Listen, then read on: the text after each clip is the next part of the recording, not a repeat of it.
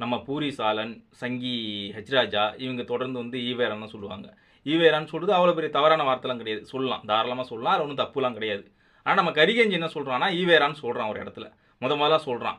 ஒரு விவாத நிகழ்ச்சியில கலந்துக்கிட்டு.